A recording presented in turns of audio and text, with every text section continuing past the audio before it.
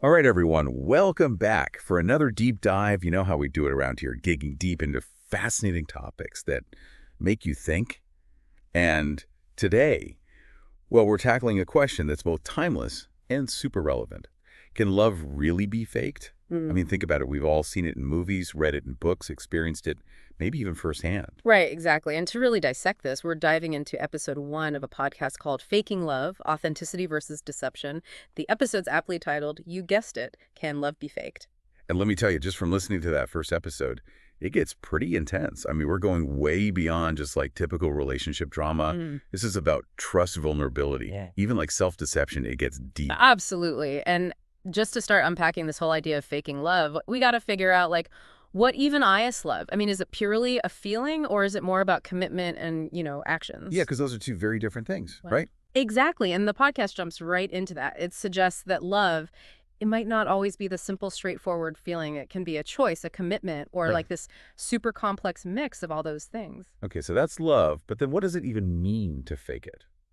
I mean, are we talking about straight up manipulation, like someone's intentionally trying to deceive another person? Or is it more about like just putting on a brave face when things get tough? That's a key distinction. And the podcast brings up a really interesting point that understanding someone's motivations is super important. Like, WHY, might someone even feel the need to fake love in the first place? Right, like what are the driving forces behind it? Well, they talk about loneliness, that primal human need for connection. And when you think about it, that can be really powerful. It makes sense. Like if someone's feeling deeply alone, they might create this illusion of love just to feel less isolated. Exactly. It's a way of fulfilling that basic human need. But then there's like the financial aspect too, right? The podcast mentions that dependence on someone or, shared resources, those can be powerful motivators too. So is it even really faking if someone enters a relationship seeking stability? I mean, that seems less about malicious intent and more about practicality. It's definitely a gray area, right? Because someone seeking that financial security might prioritize maintaining a certain image or lifestyle, even if it means sacrificing like true emotional depth. And imagine the internal conflict that That's creates. pretty heavy when you really think about it. And then the podcast dives into like the actual red flags of fake love, the signs that someone might not be as genuine as they appear. Yeah, and some of those are pretty obvious, like a lack of emotional depth and consistencies between someone's words and their actions. Conditional affection, giving love only when they're getting something in return. And they even shared this story from one of their listeners about this woman whose partner was like super affectionate in public, but totally cold and distant at home. Oh, yeah, classic example of someone putting on a show for the outside world, but behind closed doors, it's a different story.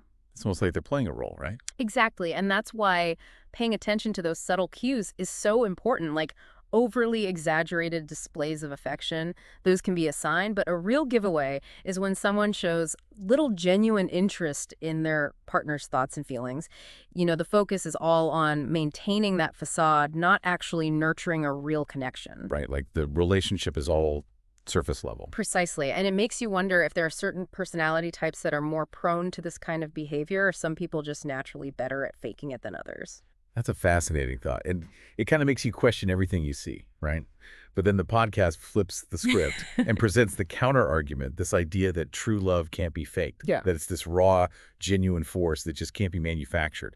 Right. And doesn't science even back that up? What about those feel-good hormones that flood our brains when we're actually in love? Those seem pretty hard to fake. Yeah, like our biology is involved, right? So maybe there's something to that idea that genuine love has this physiological basis. Exactly. And beyond just hormones, think about the complexity of a genuine emotional bond.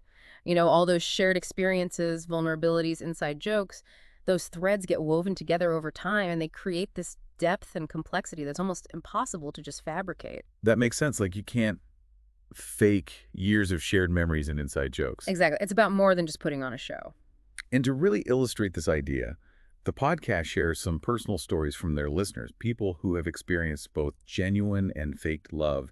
And one story that really stuck with me was about this woman who realized that her partner's grand gestures, all these like big romantic displays, they were actually a way for him to avoid confronting deeper issues in their relationship. Wow, that's heartbreaking. But it's also such a powerful reminder that even seemingly loving actions can be motivated by less than genuine intentions. Right, like it's not always what it seems on the surface. Exactly. And this actually ties into a key takeaway from a relationship expert they interviewed on the podcast. They emphasize that while anyone can put on a good show for a while, mimic those outward signs of love, true love, that deep, soulful connection that just can't be faked in the long run. So it really comes down to that genuine connection being the defining factor, Yeah. right? But even with all this insight, it still feels like there's so much more to uncover. Oh, absolutely. And maybe instead of getting hung up on this idea of faking, we should be focusing on the level of awareness and intentionality that we bring to our own relationships. Are we truly present with our partners? Are we open and vulnerable? Or are we just caught up in our own self-serving narratives? That's such a thought-provoking way to look at it, and it kind of makes you realize that this whole question of whether love can be faked, it's not just about other people, it's about us too, you know? And if even experts have trouble definitively spotting fake love, then what tools can WE develop to better understand our own emotions and the emotions of the people we're close to? That's a question worth pondering for sure. It is. And, we'll definitely keep exploring these questions in future deep dives because the journey of self-discovery and understanding human relationships, well, it never really ends. I completely agree. There's always more to learn. Thanks for joining us for this deep dive, everyone. And until next time, keep those minds open and those hearts curious.